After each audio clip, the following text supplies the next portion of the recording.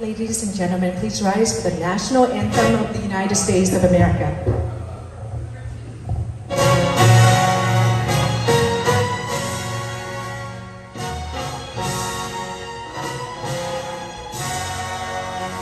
Oh, can you see by the dawn's early light what so proudly we hailed at the twilight's last gleam, whose broad stripes and bright stars through the perilous fight o'er the ramparts we watched were so gallantly streamed, and the rockets red iron, the bombs bursting in air, gave proof through the night that our flag was still there.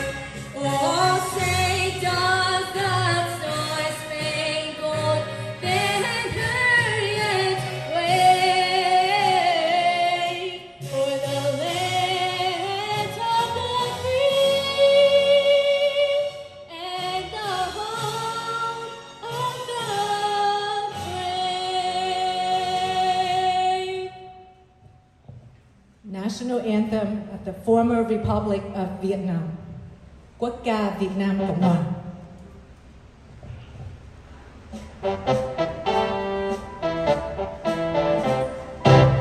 Này công dân ơi, đứng lên đáp lời sông núi, đồng lòng cùng đi hy sinh tích gì thân sống, vì tương lai quốc dân cùng sống và khói tên, làm sao cho núi sông từ nay luôn vững bền, dù cho thay phơi trên gươm giáo, thủ nước lấy máu đào đâm bao, nói dòng lúc tiên phải cần giới nguy, người công dân luôn vững bền tâm trí, hùng tráng quyết chiến đấu, làm cho khắp nơi vang tiếng người nước Nam cho đến muôn đời. Công dân ơi, mau hiến thân dưới cờ, công dân ơi, mau làm cho cõi bờ thoát cơn tàn pha vẻ vang, nói dòng xứng danh nghìn năm dòng sông Lạc Hồng. Please stand for a moment of silence.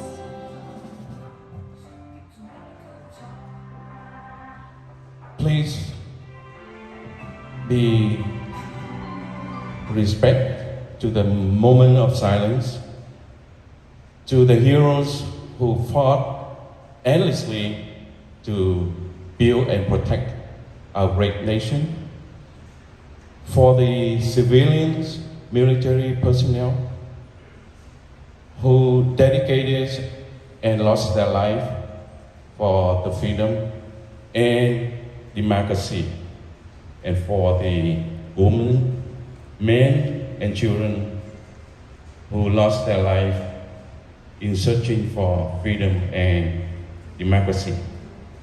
Moment of silence start now.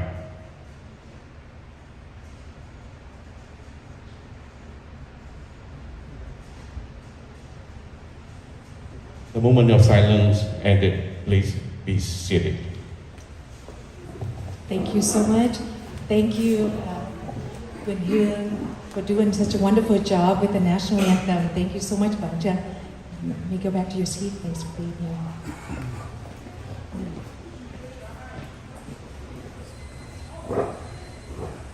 So, good morning, ladies and gentlemen. Good morning, officers. My name is Carolyn Tran. For those of you who haven't met me, I've been in this community for about 10 years now.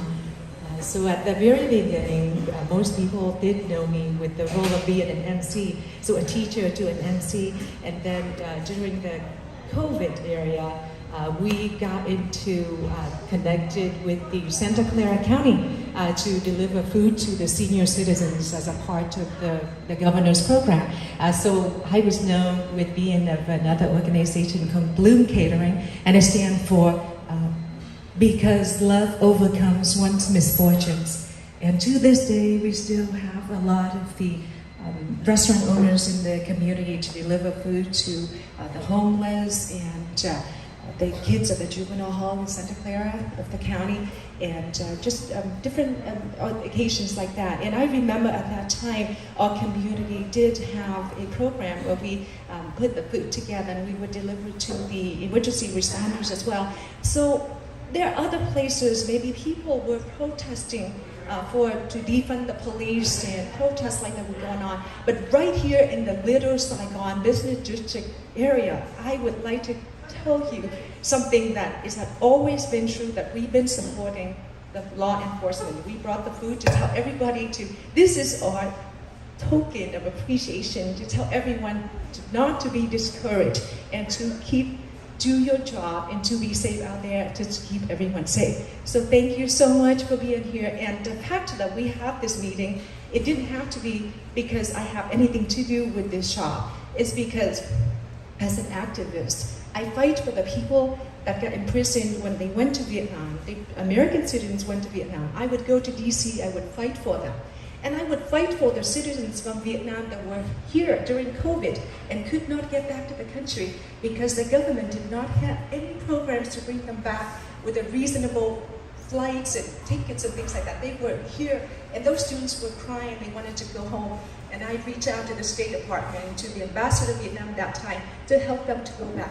So because of all the things I do, once again, I would have done this if anybody were to come to me and they would cry about their safety, or they would have any sort of doubts in the elected officials or in the government, elected local governments or the law enforcement. So this is my opportunity to bring everyone together, just so that we could, once again, the community, that's the idea, that everybody come together. So when we have issues, so we have things that we need to talk about. Yes, I have student that parked the car right there and they got smashed, and that student was crying. He lives in Hayward and he goes to San Jose State. And then 7 days later, his car right across the street got smashed in again. And 3 backpacks were in there, only 1 was stolen. So those are things that are going on, but the idea is that they start to feel that we don't get the responses from the law enforcement, the San Jose Police Department. So today is the opportunity that we will get to hear from everyone. So thank you so much. I'm going to invite my speaker of the day today, is Mr. Minh Trần. You probably are very familiar with him for the work that he's been doing for the community with a group called the Vietnamese in San Jose, correct? Yes. All right, I'm going to get you a different microphone. There we go. I'm going to say a few words in Vietnamese before I hand over this to you. Kính thưa quý vị, khi nãy thì Quy Quy có nói, cho dù nếu như là Quy Quy không có một cái sự liên hệ gì với cái tiệm này, thì Quy Quy vẫn lên tiếng nói, là bởi vì Quy Quy đã đi đấu tranh cho những người công dân ở các nơi trên nước Mỹ. Khi mà họ bị bắt ở bên Việt Nam, khi về Việt Nam có vấn đề bên đó, thì Quy Quy cũng là người đấu tranh. Và khi các em du học sinh bên đó qua bên đây, và các em cần sự giúp đỡ, thì Quy Quy cũng lên tiếng để mà nhờ vào cái sự giúp đỡ của Bộ Ngoại giao. Thì cái cộng đồng của Quy Quy, nếu chúng ta có vấn đề, thì cho dù là Quy Quy không có liên hệ với cái shop này, thì Quy Quy cũng là cái người để cất lên tiếng nói, đồng hành cùng tất cả quý vị. Nên xin cảm ơn tất cả quý vị đã nhận lời mời của Quy Quy đến đây để chúng ta cùng nói về cái vấn đề an ninh, không phải cái khu vực Việt Nam Town nói riêng, nhưng mà cái khu vực Little Saigon District của chúng ta và thành phố San Jose. Xin cảm ơn sự hiện diện của quý vị. Thank you, Carolyn. She say no more. I don't need to say anymore, right? All right. Let me say a few words in Vietnamese.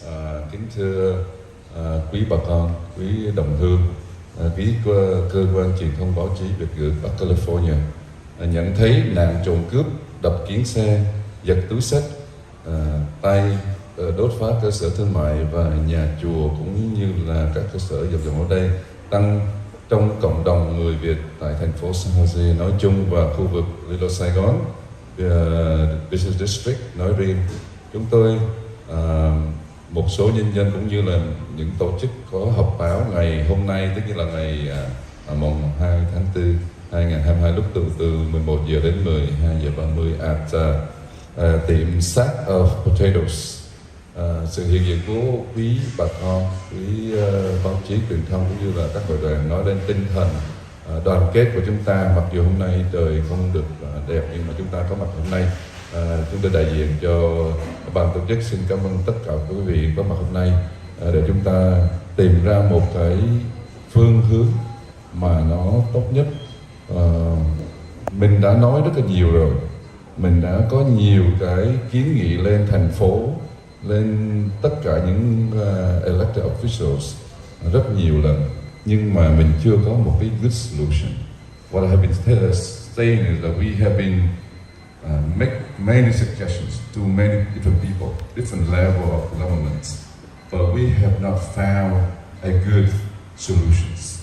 I think with all the people in this room and with all the officials and all the organizations, we should work together and find a comprehensive solutions, not just talking. We don't need to find a excusing. That's what by the lack of the term. We need to find solution rather than excuse. So, with what I've been said, I would like to invite anh Hải. Yeah, anh Hải, can you come up and have a few words? Thank you.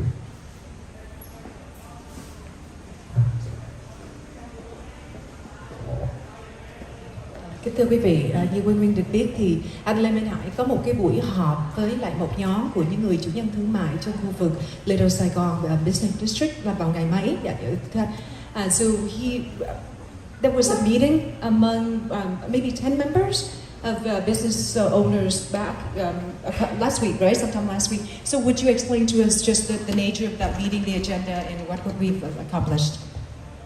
Thank you, Anmin. Thank you, Caroline. And thank you very much for being here with us. It shows that you support our cause here, and it also shows that you concerned about our pressing need, urgent need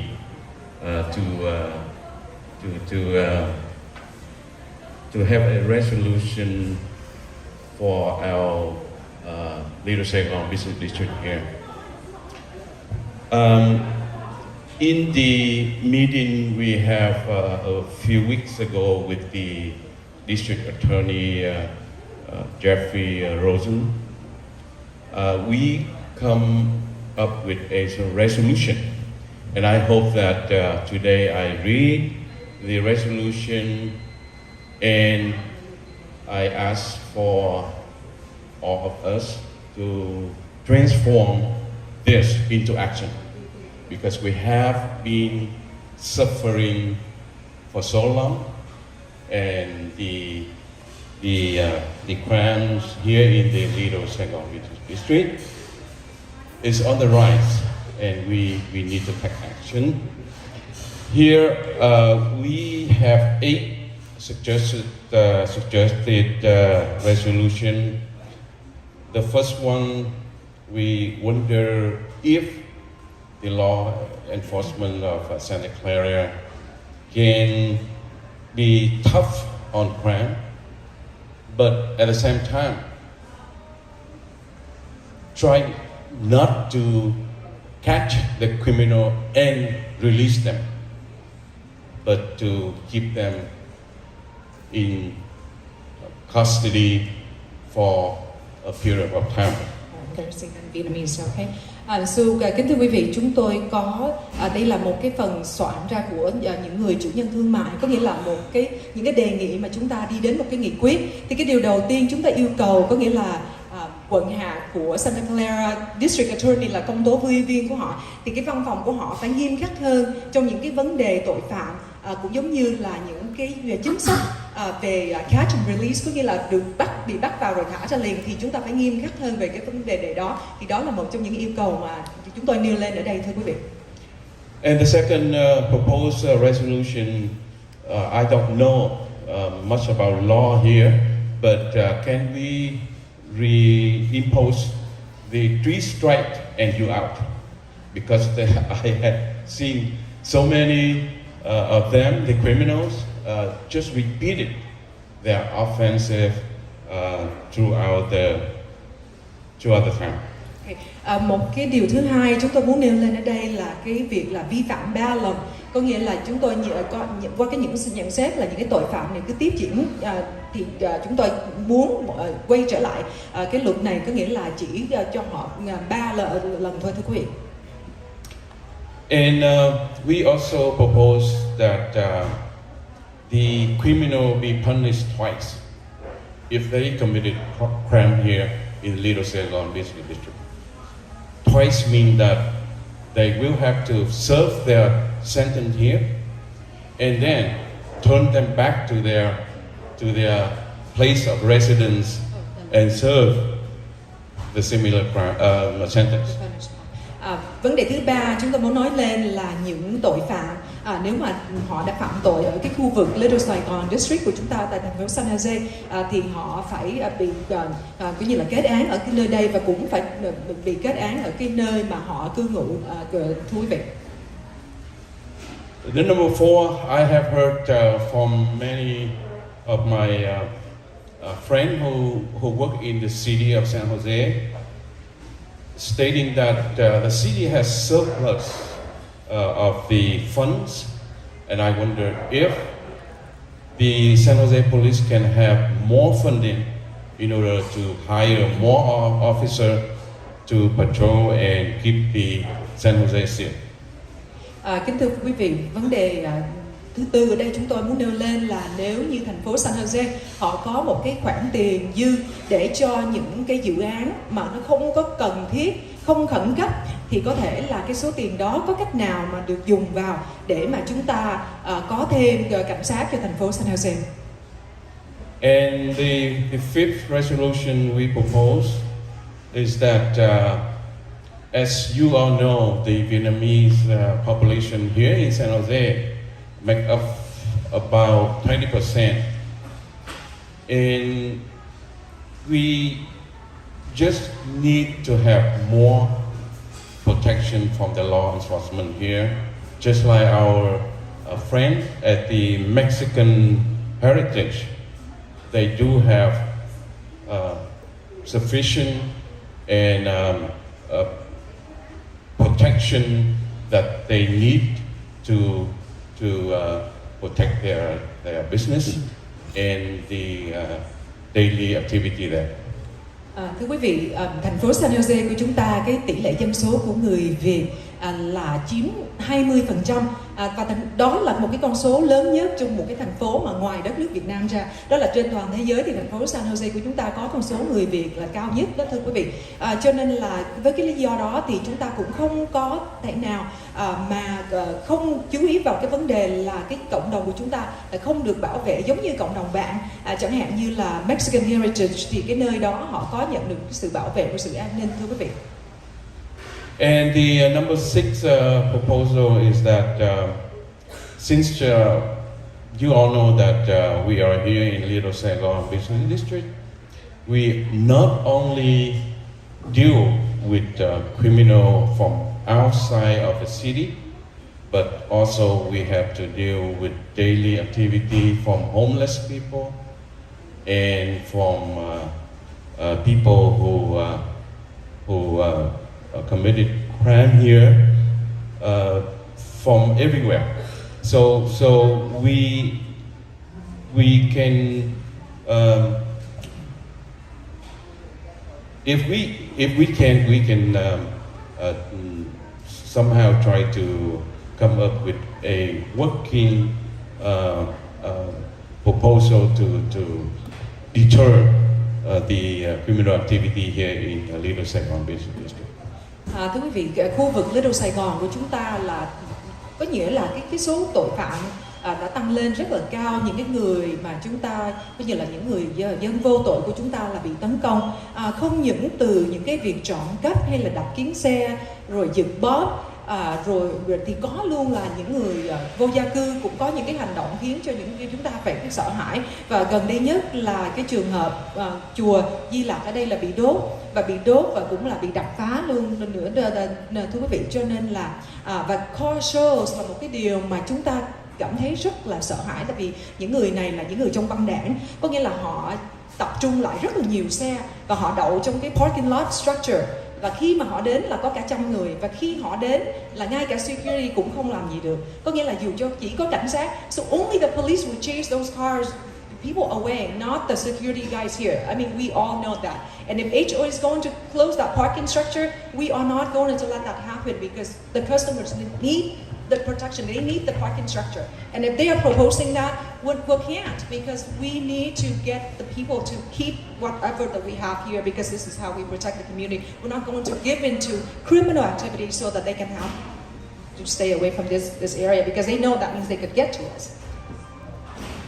And also, many of us, as the business owner here, would like to know how to apply for a concealed permit to carry gun, either inside or outside of our store.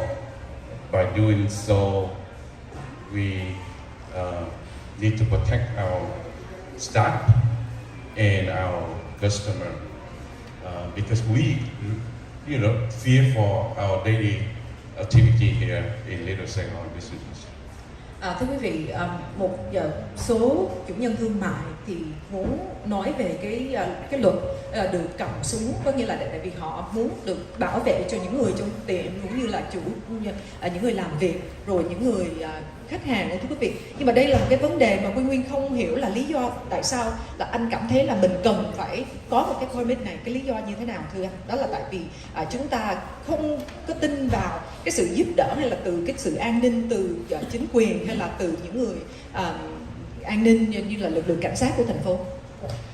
Như Quy Quyên với là quý vị cũng biết rằng là chúng ta ở đây đã có chứng kiến rất nhiều những cái hoàn cảnh mà những người criminal họ tấn công vào ngay trong cái cơ sở thương mại của chúng ta để giật đồ, để lấy tiền, để cướp bóc vân vân. Mà nếu như chúng ta không có một cái vũ khí để mà tự vệ, để mà tự vệ cho bản thân và cho những người thân của chúng ta, thì đó có thể là một cái điều thiếu sót, và nó sẽ không làm cho cái vấn đề criminal activity đó được thuyên giảm, mà nó sẽ gia tăng. Thank you so much. So we're going to discuss that, because basically, just as some of the business owners feel that it's important that they have that right to protect themselves, because we feel vulnerable, basically. But we'll get to that in a little bit. Okay, the next one, then the last one. And the last one, I would like to invite the representative of the Little Saigon Association to have a few words. I myself heard that we need to form a association here in order to have our voice being heard by the the elected official here. We haven't done that, and that is something we need to do urgently. Can I invite Dr. Ngọc here, please? Please come up. Dr. Ngọc, as you know, have been organizing meetings and working very hard in the past year, even before the pandemic. And today she is here with us, and I need to invite her to have a few words. Thank you, Dr. Ngọc. Hi, good morning, and thank you for coming here. I'm not here to talk. Actually, I was invited here, and this is caught by surprise. But anyway, I just want to have a few words, because it's been going on with the project of forming Little Saigon Business Association since, I think, 2018 or so, and by now we haven't been able to get it done. But then with the help of San Jose PD and the DA office, we have been able to help the businesses over here for a little while with all of the security and safety issues. And I know that it's really hard to just have the kind of not officially formed association with all the help from the city. So we've been able to have some kind of help, but not enough, as Mr. Minh Hai here was saying. And I hope that in the future, like in very near future, we can form the association legally, formally, so that we can have more help from especially San Jose PD. For now, I think with Mr. Hai and Ms. Queen over here, both of you can help with that, and we can do something about it in the very near future. So, thank you. And Thank you, Dr. Helm. It's a pleasure having you Thank here. you, Thank you Dr. so Helm. much. So I have translated for many candidates, many elected officials, both the mayor, Matt Mann, and Sudi Chavez at the time when she was a supervisor running for the election. So we talked about public security, we talked about so many other issues.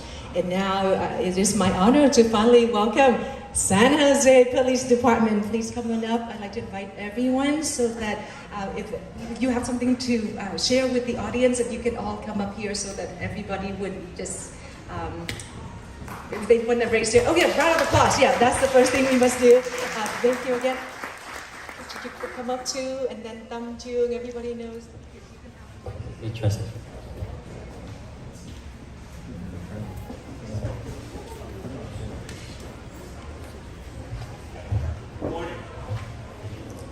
Good morning, kính chào quý vị. My name is Captain Brian Spears, and I am the Western Division.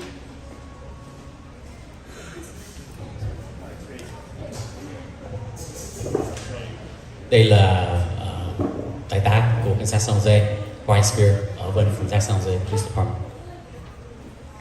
I oversee this particular area of the city, Little Saigon. Captain Spear phụ trách bên khu vực này, chẳng hạn khu vực Little Sài Gòn. I understand recently there has been an uptick in auto burglaries in and around the shopping center. Tôi biết là gần đây cũng có thêm mấy vụ bị đập kiến, chẳng hạn như trong xe hơi ở vùng này. And what we plan to do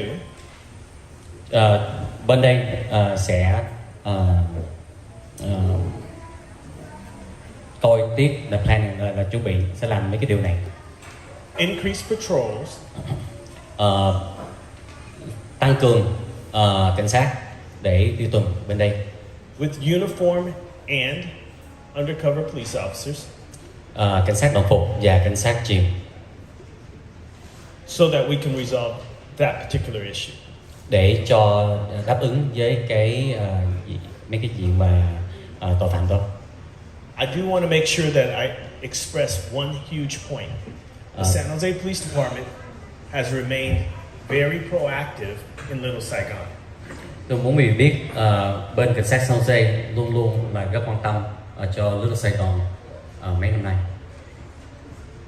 When I pull stats for the last 6 months, we have more foot patrol from San Jose police officers than any area in the city. Lúc mà coi danh sách đó, mà gọi là stats đó, là coi cảnh sát đi tuần vùng nào, mà vùng Little Sài Gòn là vùng nhiều nhất. Lúc mà đi coi mỗi lần cảnh sát ra đó, người ta have to translate it more so you understand. Đi ra tuần á, người ta để vô cái máy vi tính, người ta đi tuần vùng này thì cái số vùng tuần cao hơn mấy chỗ vùng khác. I would like to take a moment to address the 8 questions or statements. Sẽ trình bày và đáp ứng 8 câu hỏi hồi nãy, hay 8 cái điều của chị đưa ra. Question number 1 or statement number 1. Số 1.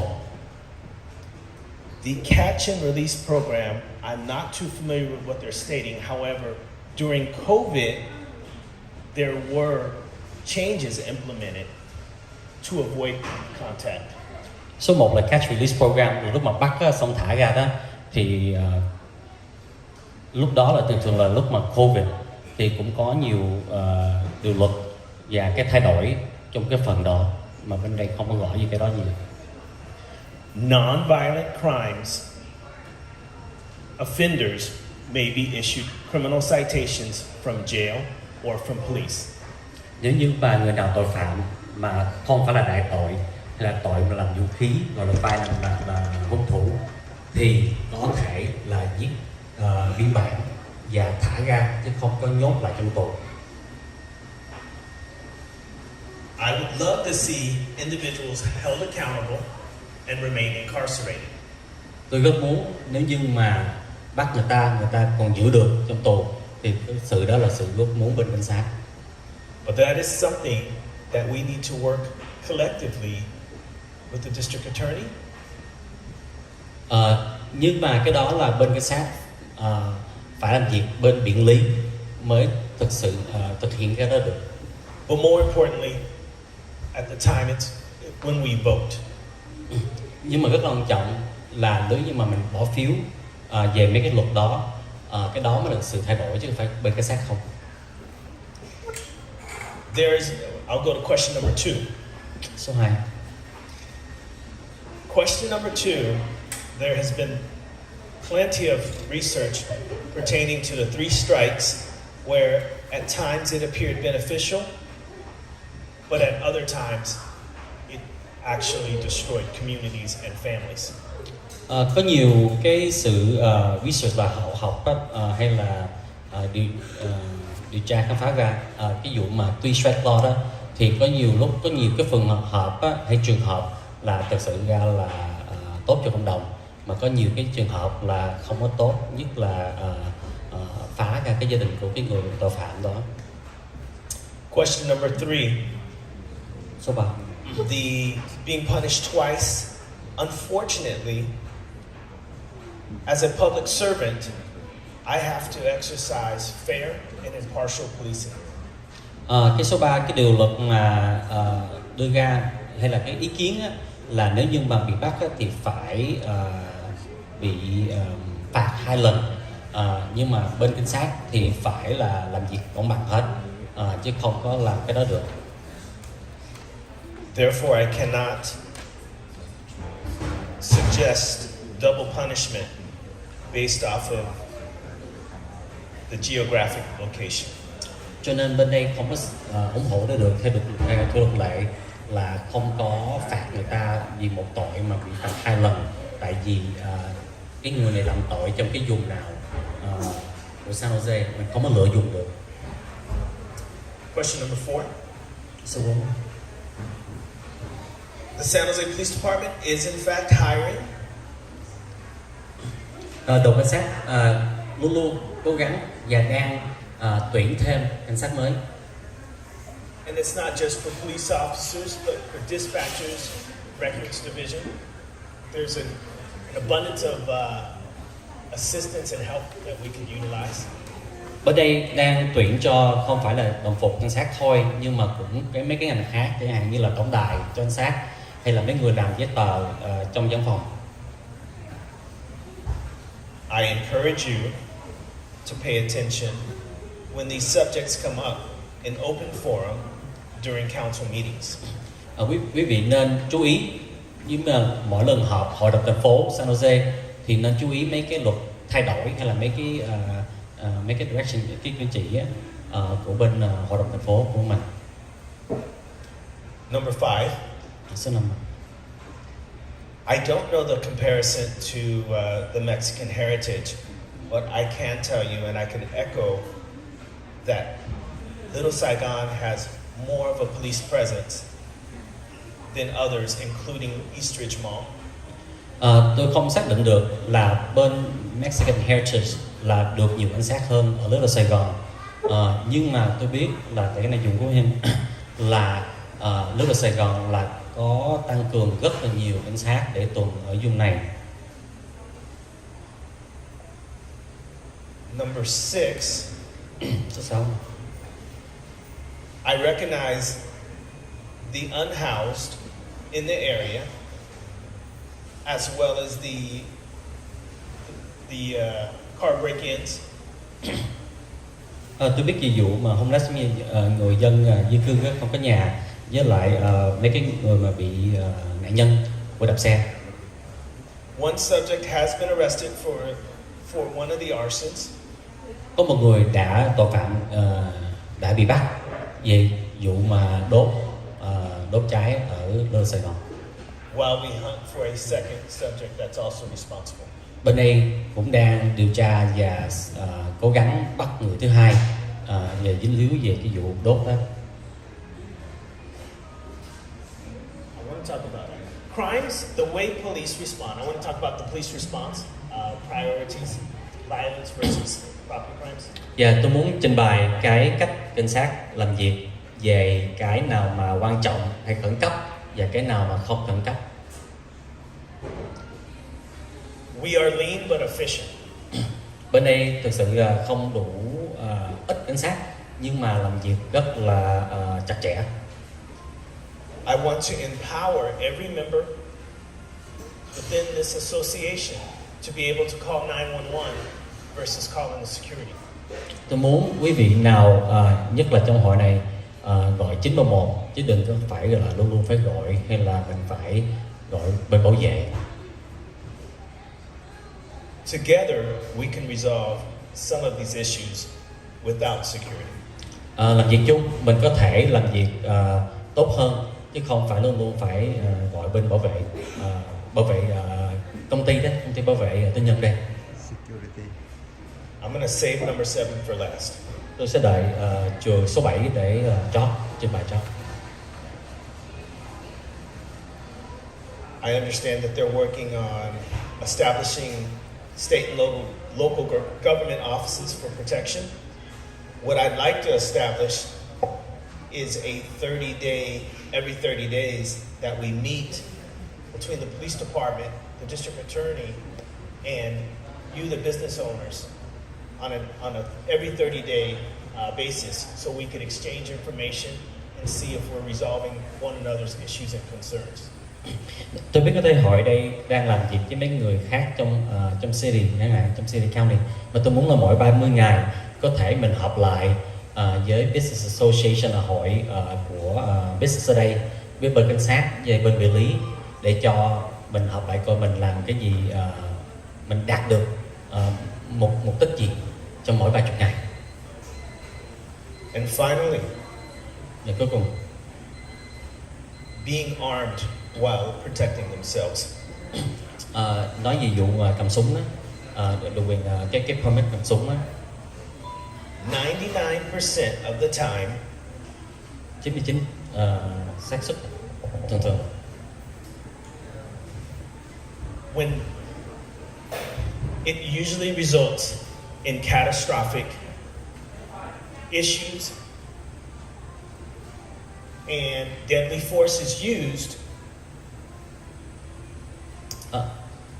và thường trong 99% thường mà lúc mà dùng súng ống á, để đối diện với chẳng hạn tội phạm đi, thì 99% á là không có sự tốt, là chuyện lớn đó.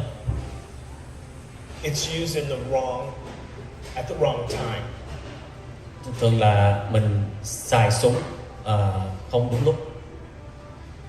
Theft, breaking into vehicles, would not give you the right to use deadly force. Nếu như mà người ta tội phạm mà đập kiến xe hay là ăn trộm đồ vật đó, trong xe hơi, thì cái đó là không phải là cái mà để mình bắn người ta.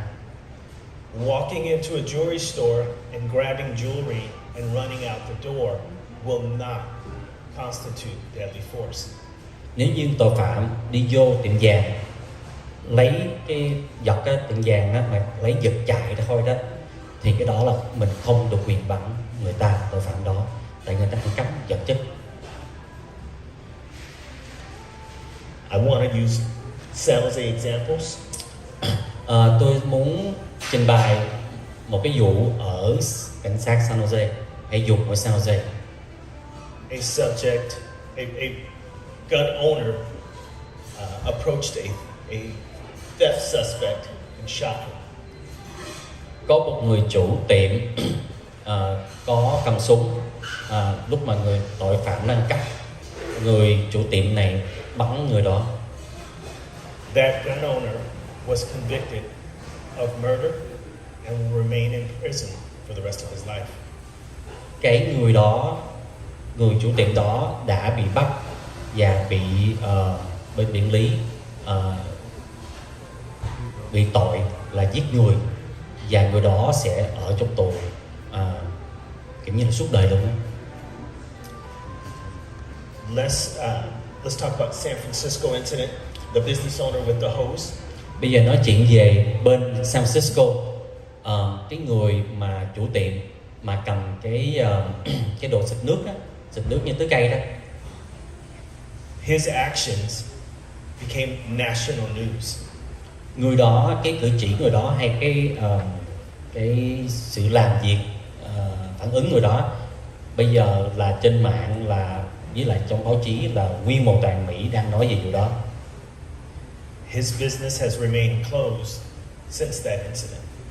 Tại vì cái vụ đó bây giờ cái tiệm của ông đó cũng đang bị đóng luôn.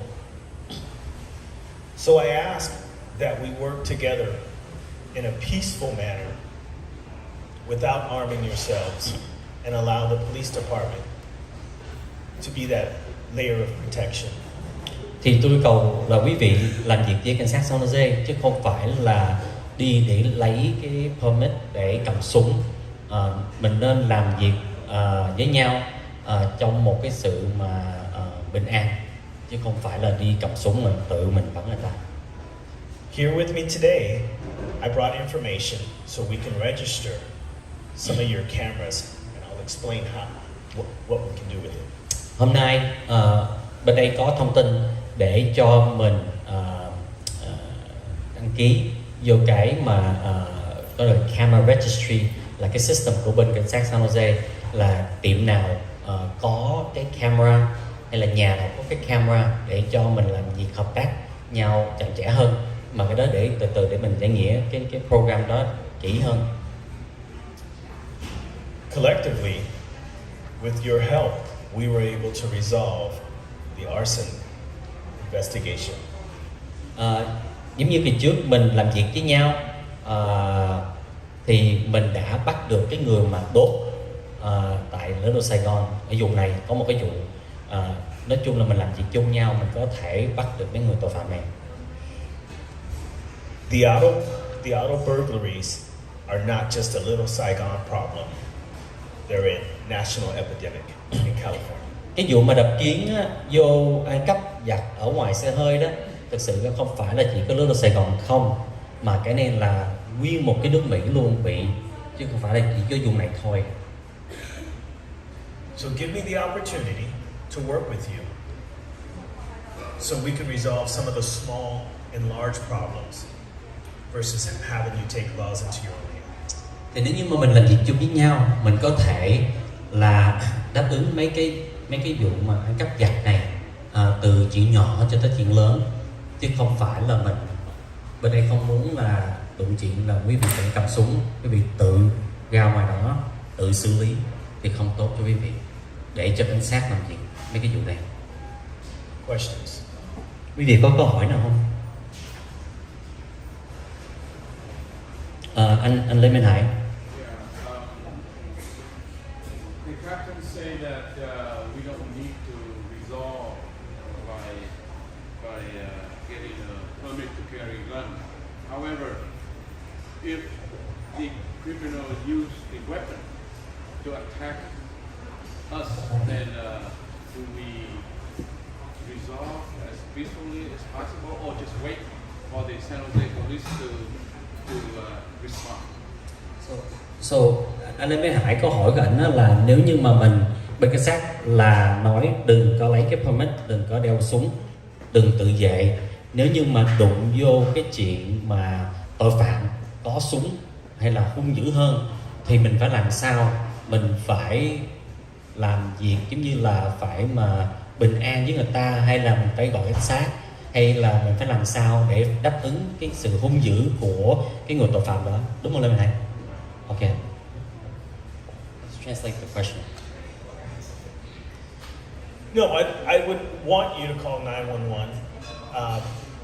The power of communication between business owners. If someone is having a problem, and this is what we discussed back in November when I came out to meet with the other business associations, and that's communicating via WhatsApp.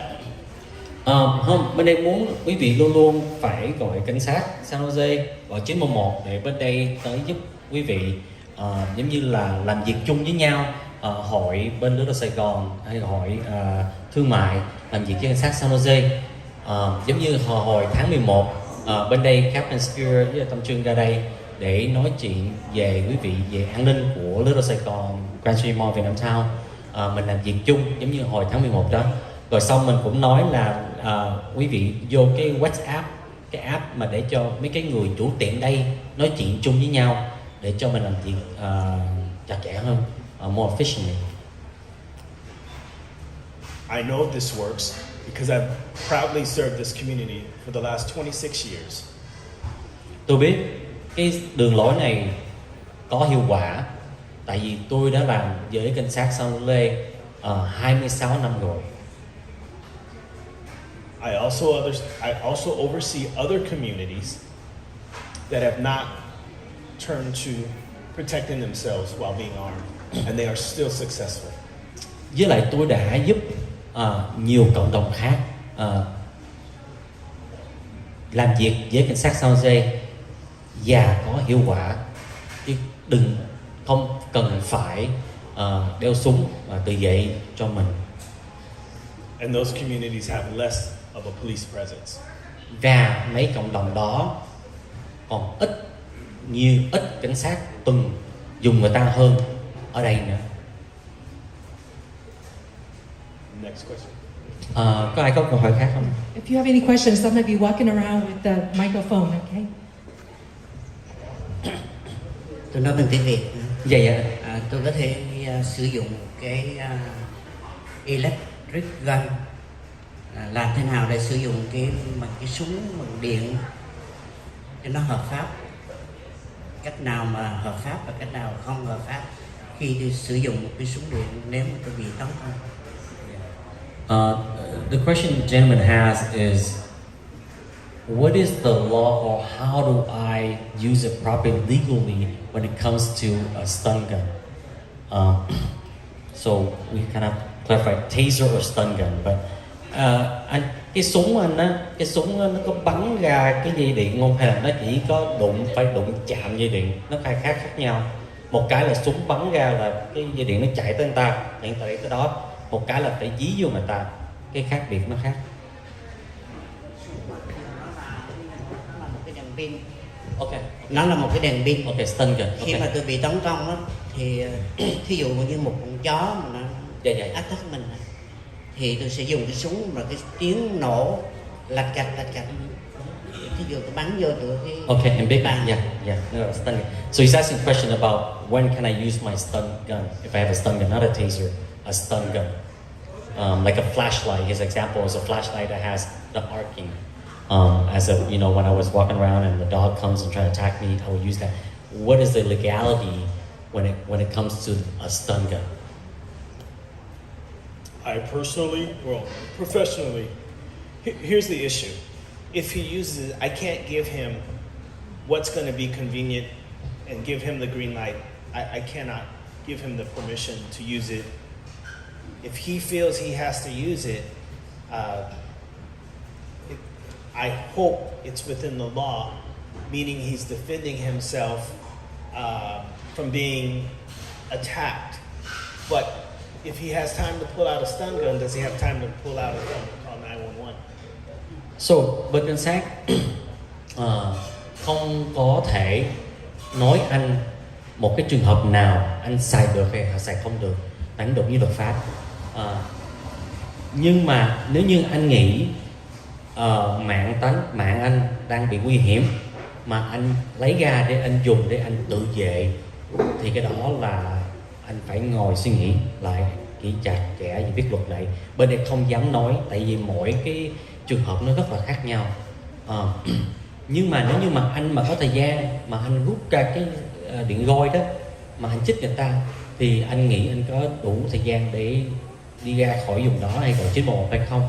Cái đó là tùy theo anh. Nói chung là câu hỏi anh là tụi em tại vì rất là nhiều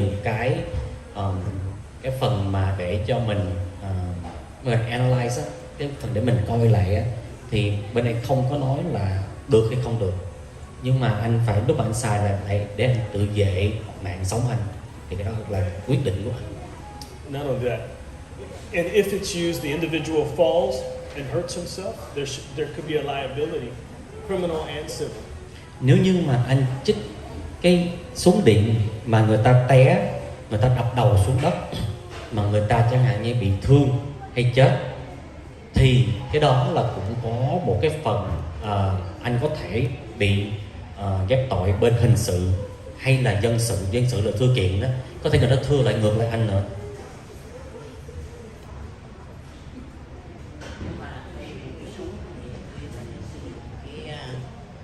Tôi là một broker địa ốc, cho nên mỗi lần mà open house thì nó có những vấn đề tội phạm nó vô nó tấn công. Bởi vì khi mà mình open house một cái vacant property thì tội phạm nó thường hay vào đến, nó có thể nó cướp xe, nó có thể lấy những cái vật quý giá ở trong nhà. Cho nên là thường thì ở trong địa ốc người ta đề nghị là dùng cái pepper spray. Nếu mà tôi sử dụng cái đó mà cái hàng nó hại đến cái sức khỏe của cái người tội phạm thì cái người agent đó họ có bị trách nhiệm gì không? So I'm a real estate broker. So oftentimes I would go to open house and there's criminal activities that would, either commit vandalism, theft, or whatnot. So what we kind of suggest is our real estate agent to arm themselves with pepper spray. Now, if they use a pepper spray, is there any legal liability, whether civil or criminal, when something happens to the actual criminal as the effect of me deploying the OC spray? Again, it's going to really depend, and make sure he understands that if they use that pepper spray inside the house, he will become victim of those circumstances just as well. So giống như là cái trình bày hồi nãy, nếu như mà anh làm cái gì hay là bên agent anh làm gì thì luôn luôn nó sẽ có một cái cơ hội bị bên hình sự hay bên dân sự thưa kiện. Thì cái câu trả lời cũng giống nhau. Với lại anh dùng cái pepper spray trong nhà đó thì nhiều lúc nó cái bột nó bay từ ra, có thể anh cũng bị dính luôn. So bên đây không dám nói anh được hay không được. So I want to empower members of what they can do, and this is while they're walking to the parking lot. Tôi muốn trình bày với lại chia sẻ quý vị cộng đồng mấy cái điều mình có thể làm được. First, I try to tell everyone to walk without being on the phone, so that they can be vigilant to the area to where they're walking. Trước hết quý vị đi từ trong tiệm đi ra ngoài xe thì nên đừng có phân tâm, ok? Đừng có nói chuyện trên điện thoại, đừng có chơi điện thoại, mà mình đừng có phân tâm, mình phải chú ý ở ngoài này. And if they can be prepared, and some vehicles have the emergency button for the horn. Nếu như quý vị chuẩn bị thì có nhiều xe hơi có trên cái alarm á, nó có cái nút bấm á, để cho cái còi của xe nó kêu lên á. When in doubt, push the button, because most people who are planning to do something do not want the attention. Nếu như mà quý vị thấy mà chuyện gì sắp sửa là có nguy hiểm á, thì cứ bấm cái nút đó để cho cái xe mình nó hú còi lên. Thì thường á, tội phạm nó nghe cái đó nó không muốn ở vùng đó gần đó, để bị chú ý á. Any additional questions? Có câu hỏi nào khác không? Ok, Dr. Ngọc Độ. And chị Vân next.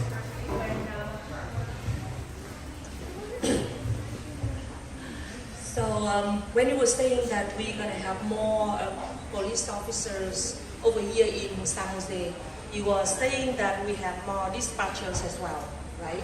Because they are one of the issues that we have right now in Little Saigon Business Association. We were talking about it since a few years ago, that whenever we call and we have a problem that either the police put on hold or we have to respond from the police, the real police, in a long, long time. Sometimes even like 1 hour and 45 minutes. It happened to my case, so I know.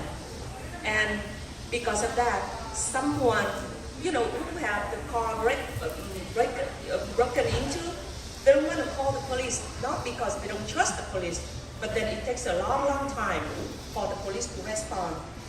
And also, can you tell us that the time frame that we have to wait on, that response from the police?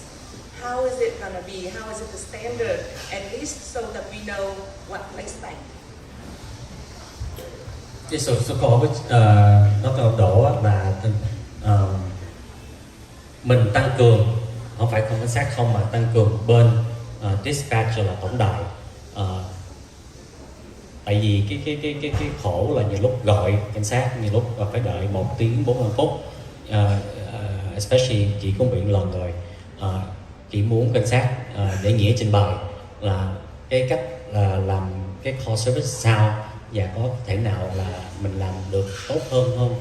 Chứ tại vì nhiều lúc gọi á, người ta không gọi là tại người ta thấy đợi lâu quá, đúng không?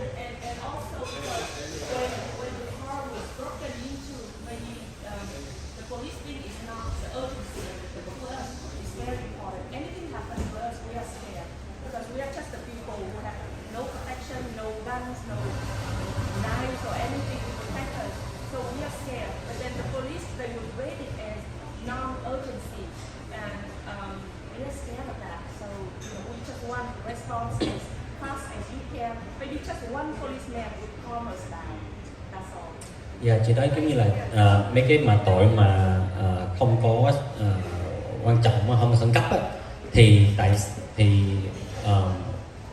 nhiều lúc có thể là mình gửi một người sát tới để cho người ta an tâm hơn. Tại vì nhiều lúc đúng không có khẩn cấp theo cái tầm nghĩ của bên cảnh sát, nhưng mà theo tầm nghĩ của cá nhân thì mấy người hung thủ này người ta rất là sợ, người ta muốn có được một cái an tâm, có thể mà gửi một người ra được không?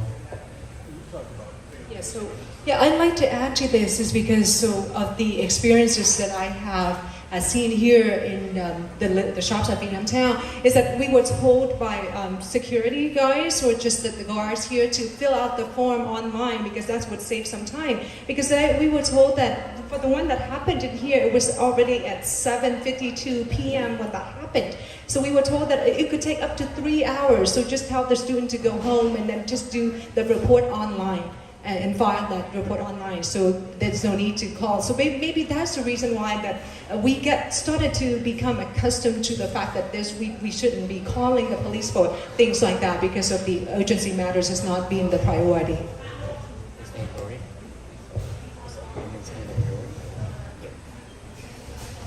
In English. So I'll take this question. I'm a supervisor out in the field actually. So I'll speak English and then I'll translate Vietnamese. So basically in the police department we have priorities, just like the hospital, right? When you go to the hospital, you go to the emergency room, they have priorities, right? Person got shot, person got stabbed, somebody's gonna die right away, somebody trip and fall, somebody is having a cold, and they're trying to find out what's going on. So we have the exact, somewhat similar structure in the police department. We number 1, 2, 3, 4. So as calls comes in, the dispatcher will actually look at or hear your concern. They will categorize it as emergency, which is number 1. Oftentimes it's automatic when it comes to shooting, right? Somebody's shooting right now. Somebody's armored a gun. As you know, nationwide, active shooters, those are the priority ones. So we would dispatch immediately any available units we have to a whole entire city. We have priority 2. Those are urgent, but there are a little bit less. It's hard to explain because every situation is different, but there are keywords.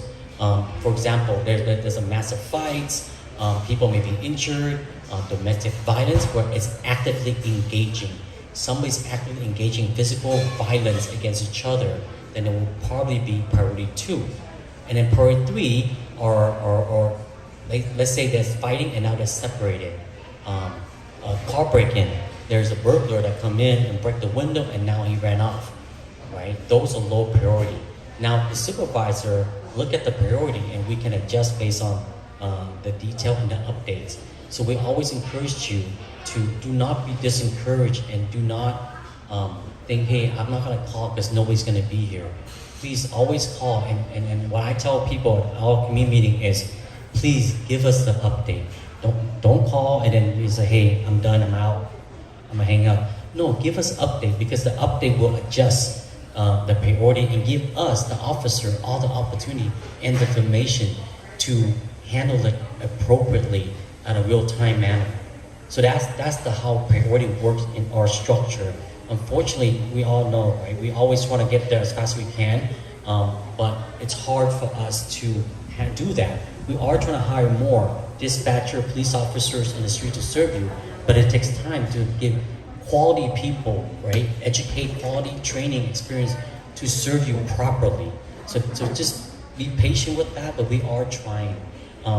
As far as your one-person dispatch, we oftentimes do not dispatch one officers. It's a buddy system, right? We have families too. We have to be able to go home. Just because an event that is not a violent event now doesn't mean it cannot change. Suspect come back. Suspect break this car, they may break another car nearby. So when we go to the scene by ourselves, there is a danger to us. So that's more of the procedure side. But I understand what you're saying. So it won't help if we get here and we see someone walking around, a business owner, with a gun. It's not going to help the situation at all. In fact, it's going to escalate it to more problems. So nãy nói bên về tiếng Việt nha, cái cách cảnh sát làm việc giống như là bên nhà thương á, thường người ta vô người ta bị như nó bắn hay là người ta bị cái gì nạn nhân mà có thể chết thì cái đó là high priority số 1. Cái người nào chẳng hạn như là té gãy chân thì cái đó từ từ người ta sẽ tới nhưng mà không phải là họ quan trọng. Thì bên đây cũng vậy thôi, giống như mà vụ án nào mà bị bắn hay là bắn trường học hay là đụng gì với con nít đó, mà có thể hạn tính mạng thì là cái gọi là priority 1. Thì bên cảnh sát sẽ cho cảnh sát ga liền, 2 người gần nhất sẽ tới.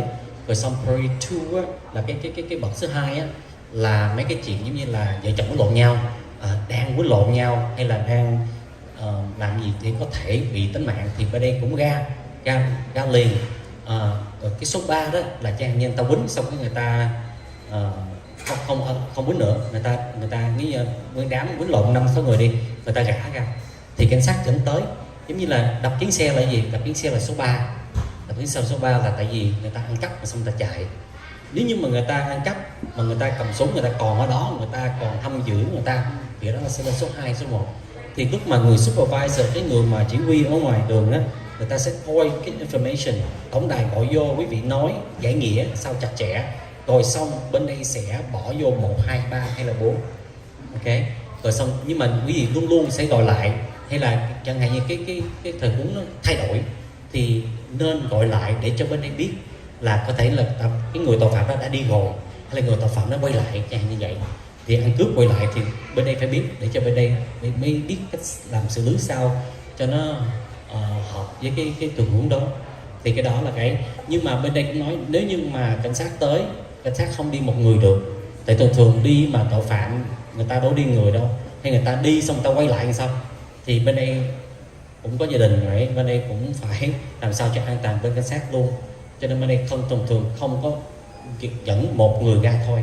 Với lại Captain Spear cũng muốn nói nó đã khó rồi Nhưng mà nếu như mà bên đây mà tới hiện trường mà người dân cầm súng thì cái đó là rất là khó cho cảnh sát để xử lý. Thì cảnh sát không biết là người này là tội phạm hay là người này là người dân thường đang bảo vệ xe mình.